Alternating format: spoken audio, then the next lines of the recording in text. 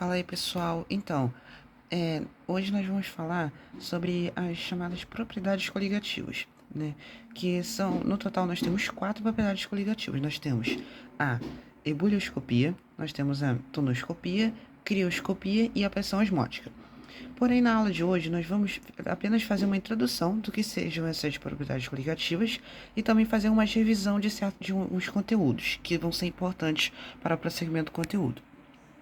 De início, o que são as propriedades coligativas? Bom, como eu escrevi aqui, as propriedades coligativas são alterações nas propriedades de um solvente puro quando a gente vai e adiciona um soluto não volátil. Então, o que significa isso? Quando você tem um solvente que está puro, por exemplo, a água, e quando a gente adiciona um soluto não volátil, por exemplo, a gente pode ver, por exemplo, cloreto de sódio, glicose, sacarose, entre outros, como a gente vai ver nos exemplos, e esses solutos fazem com que altere algumas propriedades desse solvente puro, entendeu? Dentre essas propriedades a gente pode citar ponto de fusão, ponto de ebulição, ponto de congelamento, pressão de vapor, como a gente vai ver ou introduzir nessa aula, entre outras propriedades, tá certo? E vale destacar que essas propriedades elas dependem apenas do número de partículas dispersas no solvente, ou seja, depende justamente do quanto de soluto que vai ter disperso nesse solvente que a gente vai estar formando essa solução, tá certo? Então, como depende apenas do número de partículas, isso aqui é muito importante, do número de partículas, a gente precisa lembrar alguns conceitos de cálculos químicos, que justamente está relacionado quanto ao valor do 1 mol. Se a gente lembrar lá de Química Geral 2, quando a gente estuda essa parte de cálculos químicos, a gente pode apresentar o mol de 3 formas. A gente pode apresentar em forma de partículas, em número de massa molar e em volume. Em número de partículas, qual é a relação que a gente tem? A gente tem relação com a constante de Avogadro, que 1 mol vai equivaler a aproximadamente 6 vezes 10 a 23 partículas, que pode ser que na maioria das vezes a gente diz moléculas ou íons. Só que 1 mol, ele também pode representar a massa molar. E o que seria essa massa molar? Seria justamente a soma das massas atômicas. Então, qual é a relação que a gente tem? A gente tem que o quê? O número de mols vai sempre ser em relação à massa utilizada dividido pela massa molar. O que seria? Qual é a unidade dessa massa molar? A massa molar é sempre dada em gramas por mol, enquanto a massa vai ser dada em gramas. Então, no final, a gente vai ter como unidade aqui o N sendo o número de mols. É muito importante a gente utilizar essa fórmula para a gente poder resolver diversas questões que, como a gente vai ver a partir dos exercícios que vai ter nessa aula, a gente vai entender como aplicar. Existe também a relação de mol com relação ao volume, que nas CNTP equivale a 22,4 litros, quando a gente está tratando de mol. Porém, esse daqui, a gente não vai se atentar muito a esse terceiro caso. A gente vai se utilizar mais especificamente quanto ao número de partículas e quanto à massa molar, tá certo? Então, no primeiro exemplo, o que diz? Ele diz, determina o número de partículas de glicose presente em 54 gramas desse soluto. E ele dá as massas atômicas de cada um dos átomos. Bom, primeiramente, o que a gente tem que entender? Glicose, a fórmula, possui fórmula que não dá no enunciado, mas a fórmula é C6H12O6. De início, como ela é um soluto, então ela está na sua forma sólida. Um conceito muito importante que a gente utiliza para poder entender esse número de partículas é justamente entender quando esse composto está em meio aquoso.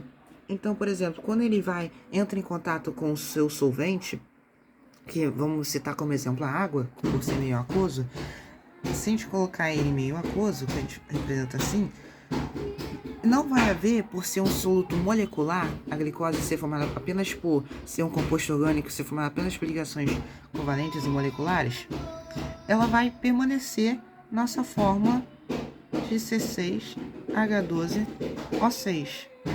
A única diferença é que vai estar em meio aquoso, certo? Então, Para esse caso, não vai haver a formação de íons, certo? Então, nós estaremos calculando apenas o número de moléculas, ou seja, o número de partículas, que vai ser mais especificamente moléculas que estarão presentes nessa massa que o enunciado deu. E como que a gente faz isso? Bom, primeira coisa, a gente precisa calcular, como a gente viu, a massa molar desse composto, certo? Por isso, exatamente por isso que ele deu as massas atômicas aqui. Para a gente calcular a massa molar, o que a gente faz? A gente tem 6 átomos de carbono, certo?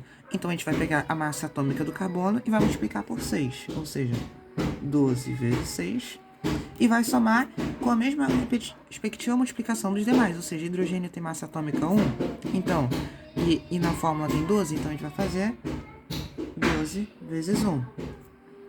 Oxigênio tem massa atômica 16 e temos 6 átomos, então 16 vezes 6. Ao fazer isso aqui, 12 vezes 6 a gente tem 72, mais 12 vezes 1, 12, e 16 vezes 6 nós temos 96. Então a massa molar desse composto vai ser justamente essa soma, 72 mais 12 mais 96, que vai dar 180 gramas por mol. Essa aqui é a massa molar. O que isso dá pra gente? Isso dá justamente a massa que eu teria em 1 mol de partículas desse soluto, tá certo?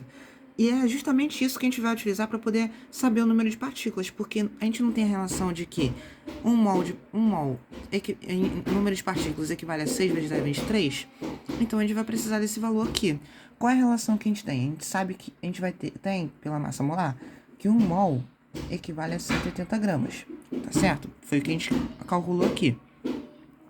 Só que qual é a massa que a gente tem? A gente tem 54. Então, em 54 gramas, a gente vai ter quantos mols? Vamos chamar de X. Como que a gente resolve isso? Se é uma proporção, a gente multiplica cruzado.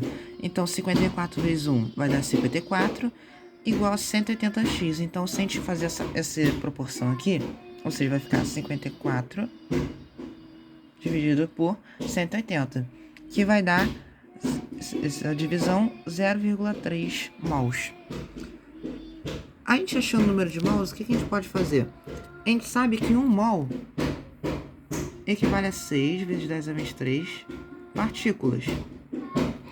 Então, em 0,3 mol, a gente vai ter quantas partículas? Mais uma vez, multiplicaremos cruzado. Fazendo essa multiplicação aqui, 6 vezes 0,3, a gente vai ter 1,8 vezes 10 a 23 partículas. Esse é o resultado de quantas partículas tem uma molécula de glicose, tá certo?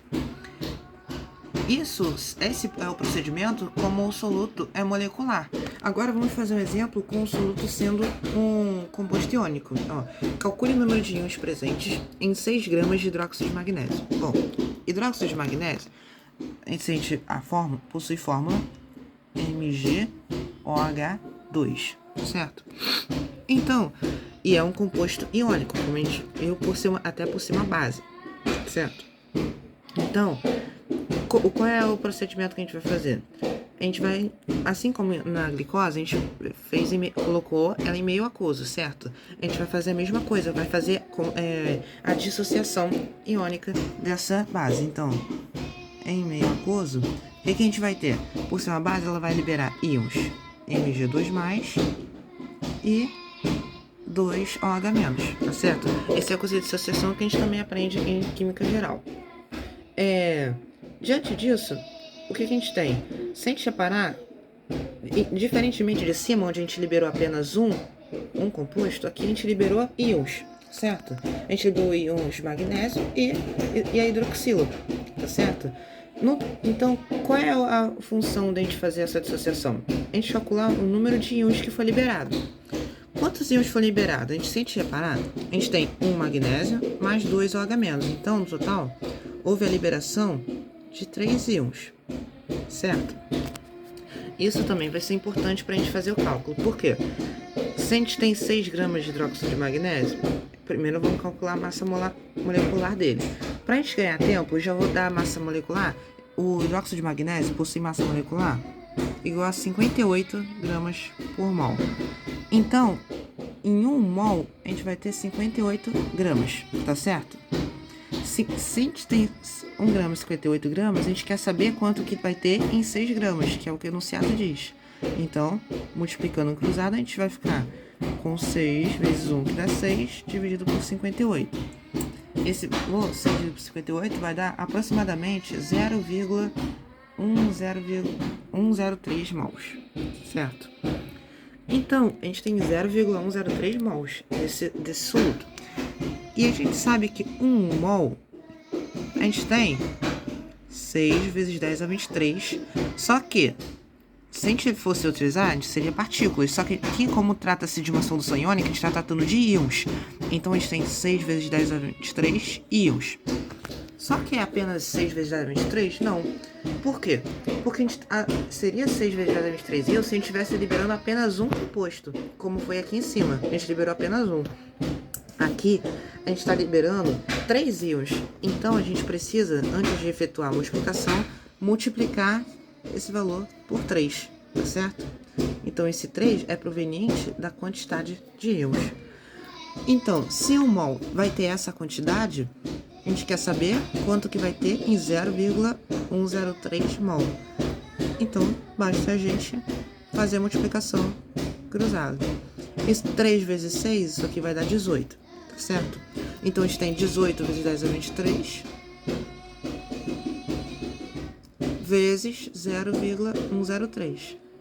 Então, o número de íons que a gente vai ter na solução, por ser uma solução iônica, vai ser, se a gente fazer essa multiplicação, 18 vezes 1,03 vai dar 1,854 vezes 10 a 23 íons. Essa é a nossa resposta dessa questão, tá certo? Se ficar uma dúvida, você pode deixar aí nos comentários que depois eu respondo. Agora, nem sempre, a maioria das vezes, nem sempre o composto ele é dissociado completamente. Diante disso, nós vamos fazer um exercício que vai introduzir um novo artifício que a gente vai precisar considerar, que é justamente esse grau de dissociação. Porque nem sempre isso aqui vai acontecer completamente.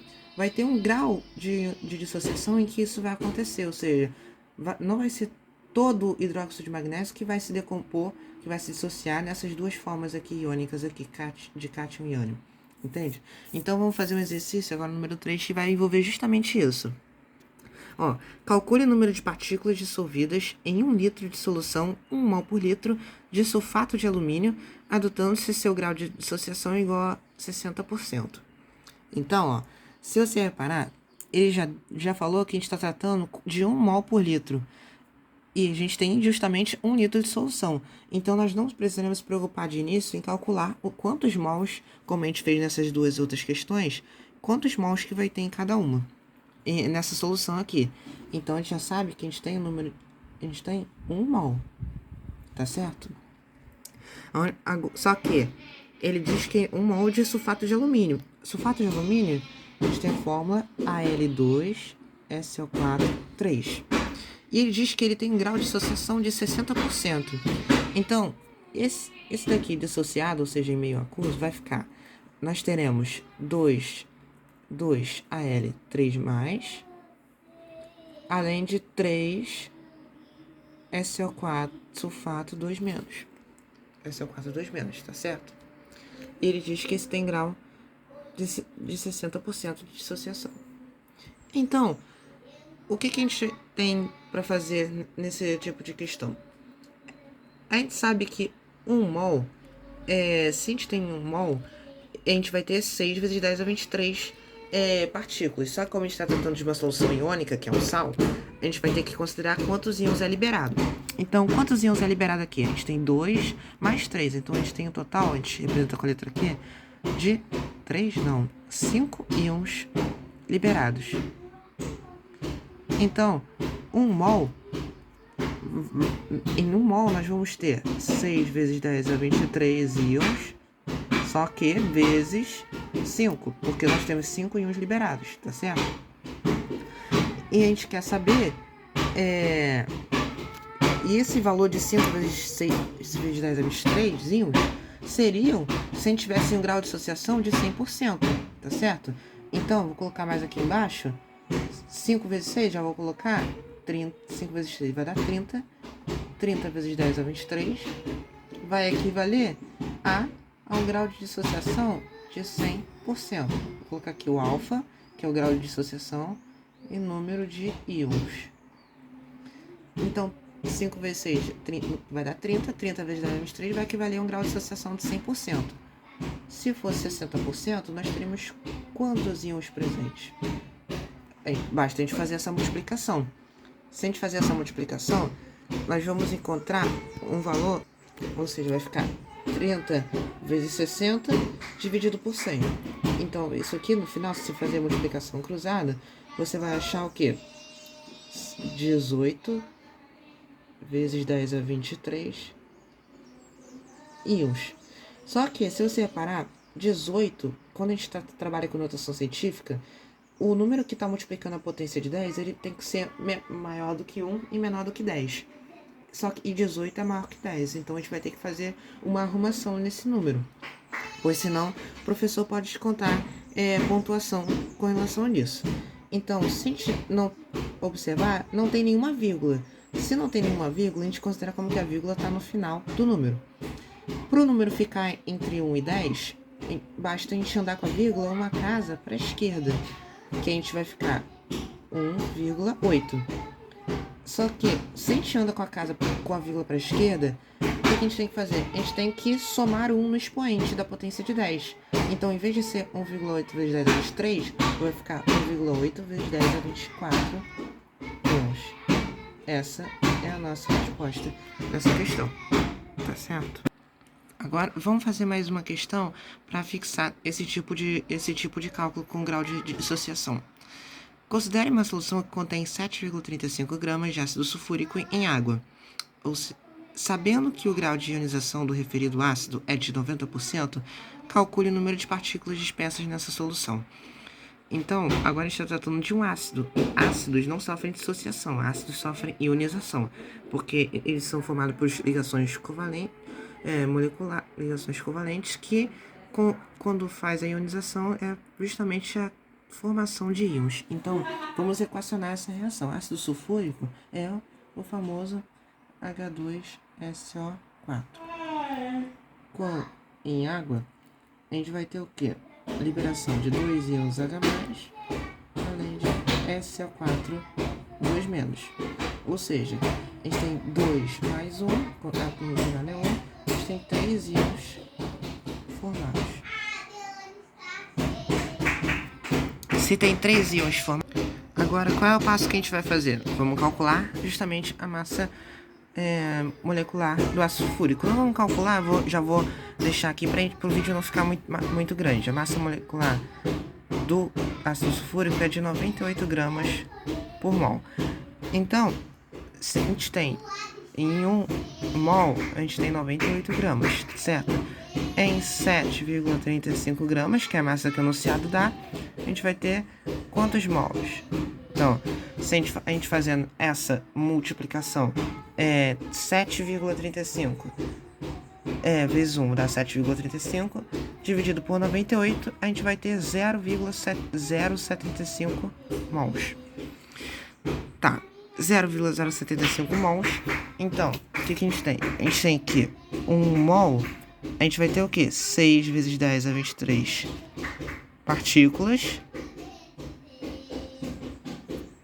Só que a gente tem 3 íons formados, então multiplica por 3.